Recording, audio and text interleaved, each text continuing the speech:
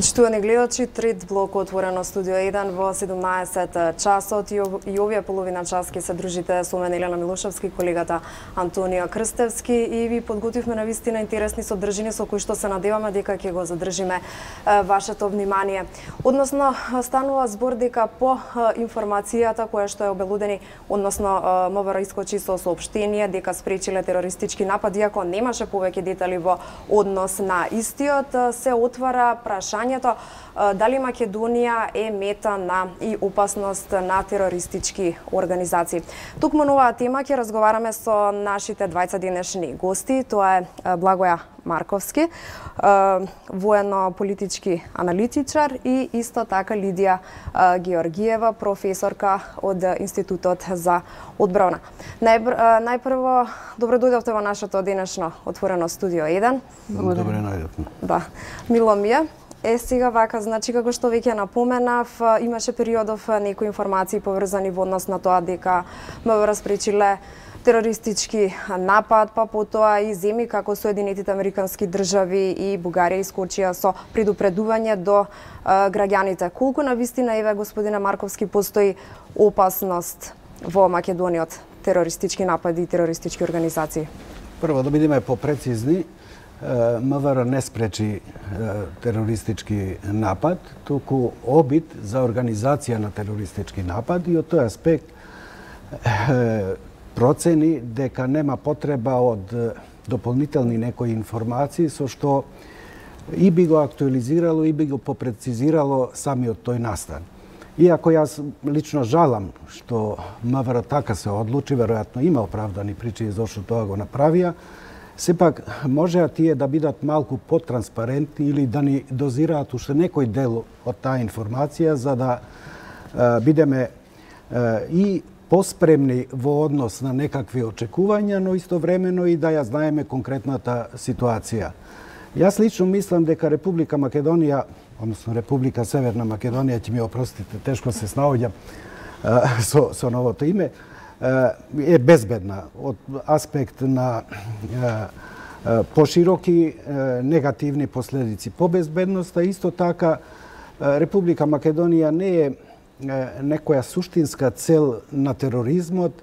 Таа може да биде една трансферзала каде што поединци, групации терористички можат да преоѓаат преку територијата на Република Македонија од истокот и од Северна Африка кон Западна Европа, но Република Македонија исто така може да биде чувствителна од аспект на тоа што наши граѓани имаше кои се бореа на страната на бунтовниците во Ирак и Сирија. Ние имено, според последните податоци, негде нешто повеќе од 156 наши граѓани учествуваа во овие борбени дејства. Повеќе од половината или негде околу 83 веќе се вратени од тие боишта. За жал, преку 30, односно негде околу 35 погинаа, ги оставија своите животи на овие воишта. И тие со самото нивно учество во оваа, би рекол, идеолошка војна во Сирија, се враќаат со истата идеологија назад во Република Македонија и од тој аспект тие може да бидат потенцијално опасни или загрозувачки за безбедноста во Република Македонија, ако ништо повеќе, макар на микролокацијско ниво, не на целата територија на Република Македонија, туку во средините каде што живеат, и од тој аспект треба да бидеме предпазливи и како граѓани и како органи на безбедноста во Република Македонија. Меѓутоа, граѓаните не ги добија сите потребни информации и одговори, бидејќи еве се спомена терористички напад, евентуален дека бил спречен обид или пак нешто слично, меѓутоа граѓаните останаа без многу неодговорени прашања. Дали сега се безбедни да се движат каде сакат или постои опасност? Јас во голема мера ќе се согласам со господинот Марковски во однос на тоа дека не е спречен терористички обид за напад, туку дека е превенирана организација на или подготовка на еден таков настан и веројатно осуетени се некои идни намери. Меѓутоа, недостатокот од податоци и информации, дали тоа станува збор, нели, после предупредувањето и од Американската амбасада, но за незините, за граѓаните на Соединетите Американски држави, од страна на МВР за македонските граѓани, остава еден простор за дилема, затоа што не е вообичаено и не е многу често да се соочуваме со вакви предупредувања. Од МВР немаше предупредување. Од амбасадата на САД до незините граѓани имаше, меѓутоа од Министерството за внатрешни работи до македонските граѓани немаше предупредување. Во таа смисла, предупредувањата би се однесувале на евентуално спречување на граѓаните да бидат изложени на една таква опасност. Веројатно е дека немало таква состојба, која што директно ќе влијае врз безбедноста на граѓаните или на инфраструктурата или на некои други цели, и затоа оваа информација остана недокажана. Но се согласувам со фактот дека ние сме сепак во еден ризичен период или во еден период кога државата е многу чувствителна, како и целиот регион, не само заради политичките промени што се случуваат внатре во Република Македонија, туку и заради настаните и состојбите во регионот, односот на преговорите помеѓу Србија и Косово, состојбата во Босна и Херцеговина, и сето тоа создава една состојба во која што тие екстремистички или радикални елементи имаат поголема будност или поголеми очекувања дека нивното влијание ќе се забележи во овој регион. И јас во опасноста гледам повеќе во таа смисла дека оние кои што се потенцијално ризични групи во средините, на локалните средини, кои што се, да речем, и маргинализирани и изолирани, и кои што можат да подлегнат на вакви радикални повици, би можеле да представуваат некој вид на опасност. Меѓутоа, од организирани структурни состојби во Република Македонија не би го очекувала тоа, иако сме имале во минатото низа случаи кои што не ни даваат за право да го исклучиме овој момент, но сепак се надевам дека стручните служби и во министерствата и сите оние кои што се занимаваат со контраразузнавање ги следат овие состојби и си ја вршат работата. Точно така. А еве исто подпишувањето на протоколот за НАТО, дали можеби сметате дека ќе се промени ситуацијата во Македонија, дали можеби во иднина би можеле да очекуваме никаква опасност или да бидеме и мета на терористички? Заради подпишувањето на протоколот и членството во НАТО, апсолутно не сметам и не очекувам таква ситуација, затоа што самото членство во НАТО не е праволинијски поврзано со терористички напади. Кога ќе погледнете листата на голем број на терористички напади во светот или во Европа, ќе видиме дека најголеми и најизложени држави се оние на Блискиот Исток и во Северна Африка.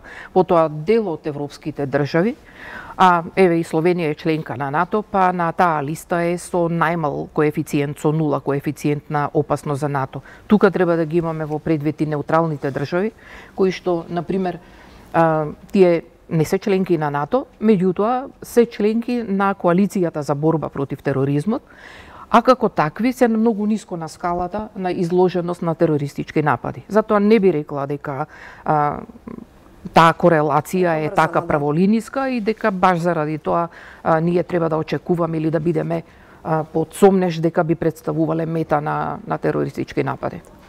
Ако дозволите да се приклучам јас кон оваа дебата, многумина во нашава земја сакаат да го поврзат подпишувањето на пристапниот договор на Република Македонија кон НАТО со настаните кои се случија или требаше да се случат, па некој од аспект на тоа дека наменски се создава некаква состојба или ситуација, други пак од страв дека навистина тоа е резултат на желбите или веќе создадената атмосфера Република Македонија да постане членка на НАТО. Јас сакам да ве подсетам дека членството во НАТО за Република Македонија е придонес кон сопствената безбедност и кон безбедноста во регионот. И тоа во основа од овој аспект. Ние како не членка на НАТО, како не членка на Европска Унија, не можеме да располагаме со доверливите податоци кои ги имаат нивните структури. Ако се сеќавате во неколку наврати, кога имаше одредени кризни ситуации, пред се со европската бегалска криза, ние се обидувавме да добиеме информации и од едните и од другите структури, но тие рекоа ние не можеме тие да ви ги дадеме затоа што се тоа од доверлив карактер, кога ќе постанете членка ќе ги имат. Сега што се случува? Македонија кога ќе се постане полноправен член на НАТО, таа ќе располага со истите тие доверливи информации кои ќе бидат во полза и на превентивата, но и на одржувањето на безбедност. И од тој аспект Македонија ќе биде уште побезбедна. Така да не може да се споредува, да се става во некаква корелација дека ако Македонија постане членка на НАТО, таа ќе биде понебезбедна на внатрешен план. Напротив, таа ќе биде многу побезбедна, бидејќи ќе располага со овие информации и ќе има можност во превентивна смисла да се спротивставува на било кои активности од овој тип. Професорке Георгиева, колку вие сметате дека дали Балканот е плодна почва за развој на радикален исламизам? И дали може би имате некои статистики, бројки, кои се критични локации на балканско ниво, исто така и во светски рамки? По број на терористички напади, жртви можеби? И регрутација на нови. Тоа е веќе многу комплексно прашање, но Балканот е сепак една средина која што се уште не излегла целосно од процесите на не навлегла доволно во процесите на владење на правото, на структурна стабилност и на ефикасност на институциите.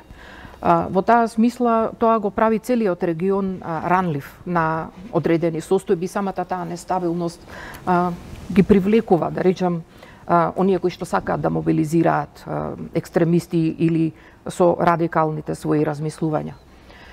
Ние станавме свесни за состојбата на радикализмот и на учеството на странски борци во конфликтите во поранешна Југославија и во Босна особено, но и во Косово, од аспект на тоа дека како сега што во Сирија се учествува од другите држави, учествуваат борци, така и во територијата на поранешна Југославија се случуваше.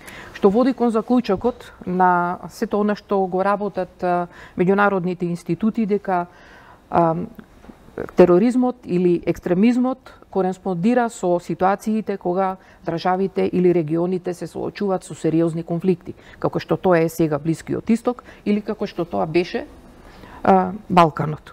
Балканот од тој период се уште не се опоравил доволно и се уште има рецидиви од тој период. И во Босна и Херцеговина, и во Косово, и во Македонија, кои што се највисоко на листите од каде што се регрутираат борци за учество во овие војни во Сирија, во Ирак или Авганистан предходно. И значи во таа смисла Балканот се уште не е стабилен и се уште постои опасност, токму и поради судирот на разликите во верувањата помеѓу различните исламски убедувања, дали се тоа шиити или сунити, и во самите нивни убедувања како треба да се организира едно општество.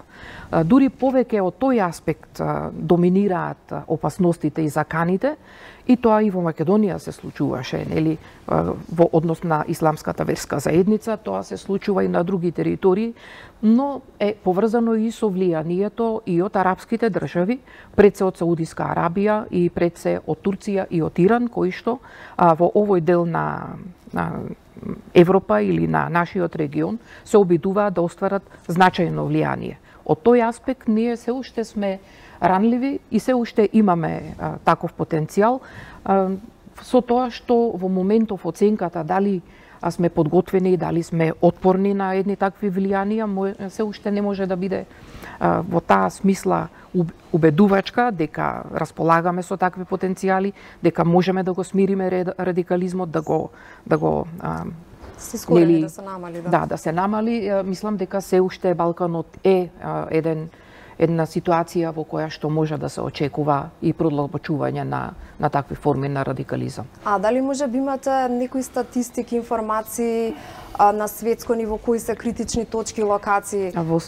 На светско ниво од глобалниот индекс за тероризам кој што ги следи овие показатели и од број на настани терористички напади и од број на жртви од нив, значи најризичен е делот на Блискиот Исток и Северна Африка, а после него следи централниот дел на Африка, претежно Конго и Јужен Судан.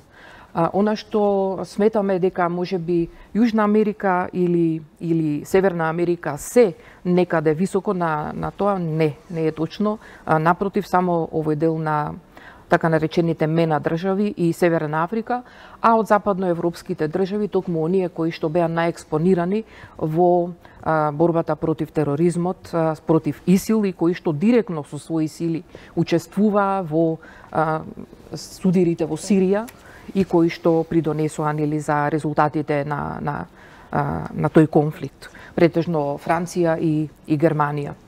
Господинот Менковски ги спомена повратниците.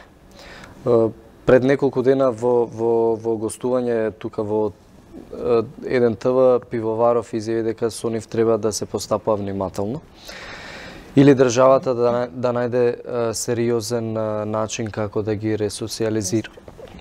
Така да, што е вашиот став околу ова? Од друга страна пак американскиот претседател Доналд Трамп им порача на европските земји да ги вратат своите борци назад и да им се суди. Меѓутоа европските земји го одбива тоа. Еве како Македонија треба да постапи во овој случај, бидејќи нема државата некој добар систем за ресоциализација на луѓето кои што се вратили од боиштата во Сирија. Значи, Балканот, посебно Западен Балкан, е карактеристичен по учеството на негови граѓани во борбените дејства во Ирак и Сирија. И негде до крајот на минатата година од овие боишта на Балканот, само на Балканот, се имаат вратено околу 1000 учесници од воените дејства и негде околу 3000 на тлото на Западна Европа. Па дури во овој период имаше и еден момент кога повратниците заедно со поддржувачите во своите средини се обидуваа да создадат некаква балканска исламска држава во смисла на она што се случуваше во Сирија. Имајќи ги во предвид сите овие сериозни закани по безбедноста на Балканот, балканските држави веќе 2014 година некои ги изменија своите законски регулативи во смисла на казнивост на учество на своите граѓани во странски војски, паравојски, параполициски структури и така натаму и терористички организации. Секако, во тој контекст и Република Македонија го измени кривичниот законник со додавање на членот 332 во самиот кривичен законник, со што се ваквото дејство, односно ваквата постапка на граѓаните санкционира. Но меѓутоа не се санкционирани тие кои што се вратени назад пред да се донесе таа законска пред 2014 не може, затоа што ретроактивно не може да важи ни една законска регулатива, ама веќе имаме ние 23 осудени од повратниците до крајот на минатата година. Но тоа не може да даде комплетен одговор како да се справи секоја од балканските држави во смисла на тоа, иако бројот е битно намален со донесувањето на овие законски регулативи, како во превентивна смисла да се делува и како во постконфликтниот период, кога тие се враќаат во своите матични места на живење, како да се ресоциализираат. Во таа насока Косово, Албанија и Црна Гора донесоа стратегија за спротивставување на насилен екстремизам, а Босна и Херцеговина, Србија и Македонија негде 2015 година ги доградија своите стратегии за борба против тероризмот со доградување на ставови во борбата против насилниот екстремизам.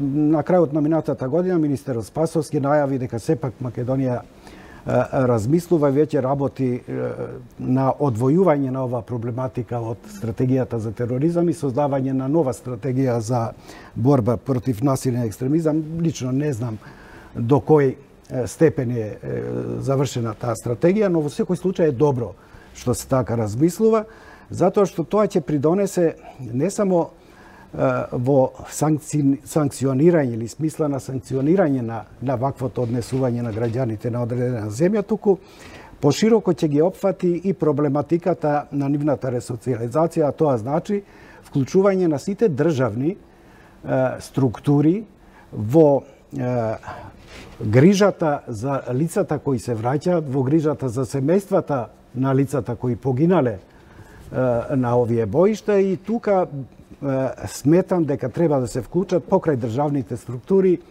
и во случајов, бидејќи се работи пред се за граѓани од муслиманска вероисповед, за нашата ИВЗ, и исто така на невладините организации кои може да се бават со оваа проблематика. Истовремено на локално ниво мора многу посуштествено да се приоѓа на овој план. Значи, репресијата со вклучувањето на одредби во кривичниот законник даде одредени резултати, но тоа не е доволно, треба ресоциализацијата се реализира ни сите пори на општественото живење во местото каде тие се враќаат. А колку еве тие стратегии се покажале во пракса како важни за да се намали оваа состојба, односно со ресоциализација на истите? Значи, многу брзо се сега донесени и многу тешко може да се каже колкав ќе биде нивниот ефект понатаму.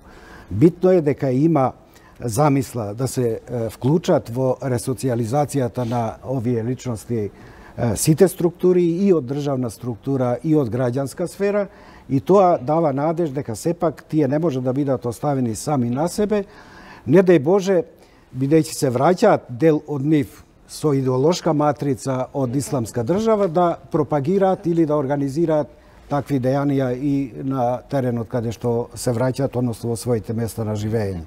Од тој аспект рано е да се очекува било каков резултат, но јас мислам дека ако се ангажира целата таа структура која е предвидена или е наведена во стратегијата за борба против насилен екстремизам, дека навистина ќе има многу поголеми резултати од самата регулатива на кривичниот законник.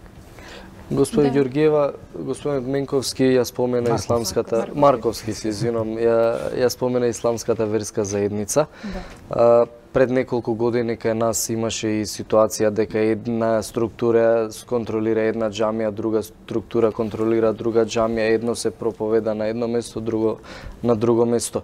Дали државата ги следи и тие моменти, дали исламската верска заедница досега пријавила некој случај? Па колку што јас се сеќавам, во 2014 година беа тие настани кога повеќе или скоро 2 недели дел од верските објекти, муслиманските верски објекти беа под, да речам, опсада на дури вооружени лица кои што ги превзема овие верски објекти од дотогаш регуларните имами. Подоцна можевме да видиме, да слушнеме дека станува збор за самопрогласени имами кои што веќе отстапуваат од на традиционално толкување и практикување на религијата. Информациите кои што успеав да ги прочитам во однос на овие настани, дека повеќе институции ги следат или го следат развојот, дали веќе има спречување на повикувањето или регрутирањето или зборувањето во однос на екстремен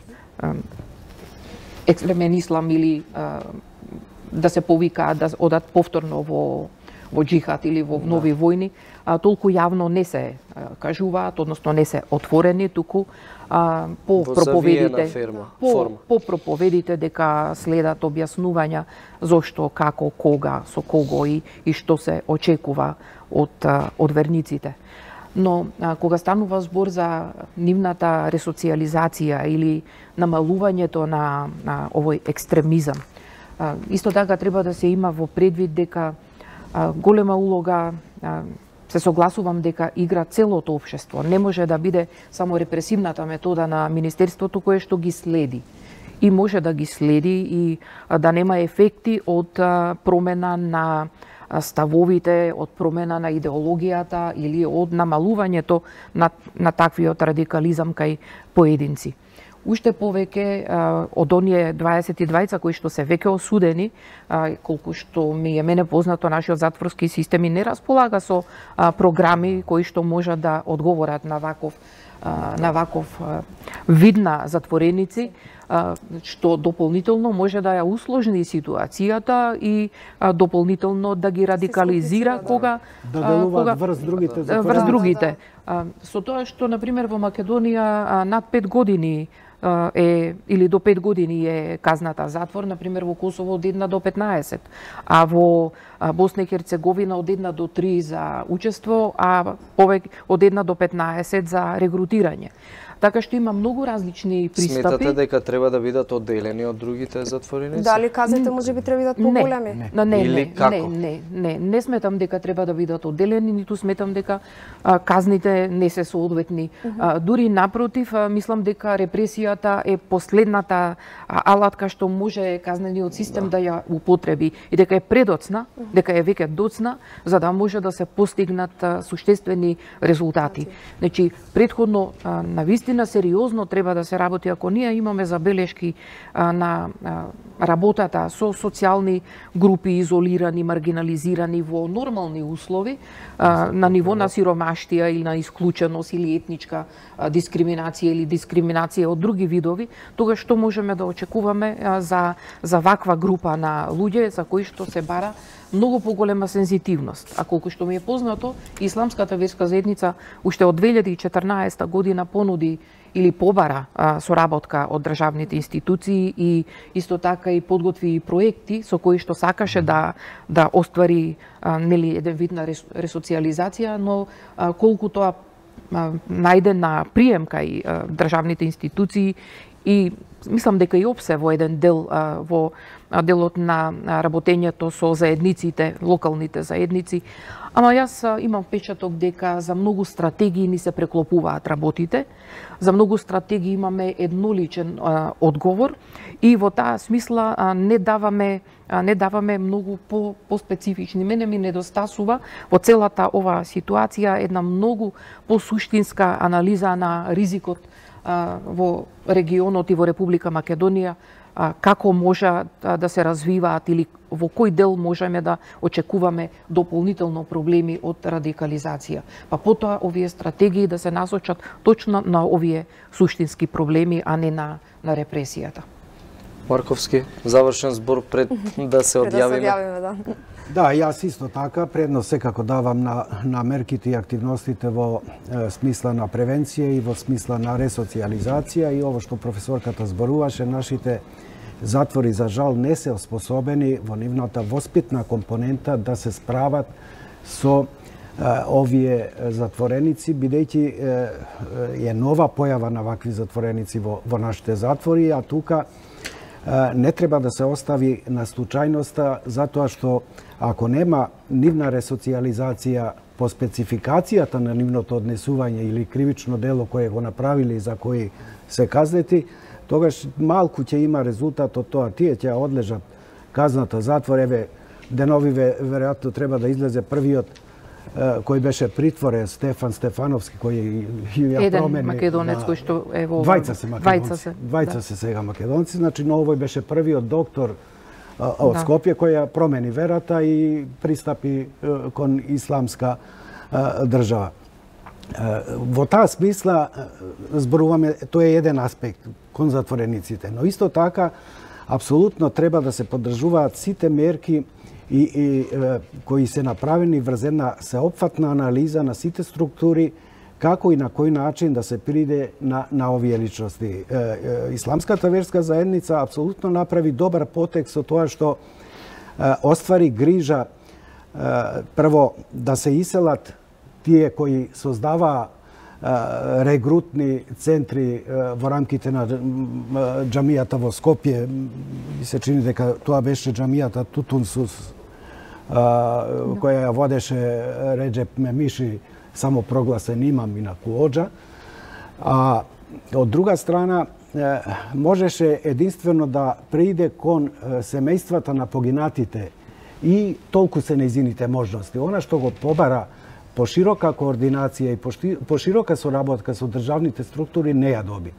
Но сега тука треба државните структури да дојдат до израз, навистина во една сеопфатна анализа, да направат програма за ресоциализација. Како што на крајот на крајите Македонија има добро искуство во смисла на ресоциализација на граѓаните кои, да кажам, се огрешиле од законот од 2001 година, кога имавме фантастични програми и кога врз основа на таа ресоциализација многу од припадниците на и членови во тие борбени дејства си го најдоа своето место повторно во општеството во Република Македонија. Уште еднаш ви благодариме за гостувањето. Елена, време да се одјави. Да, така, Антонија, значи ние тука се одјавуваме, а сега следува термин за забавните емисии односно возење со Вучич. Довидување.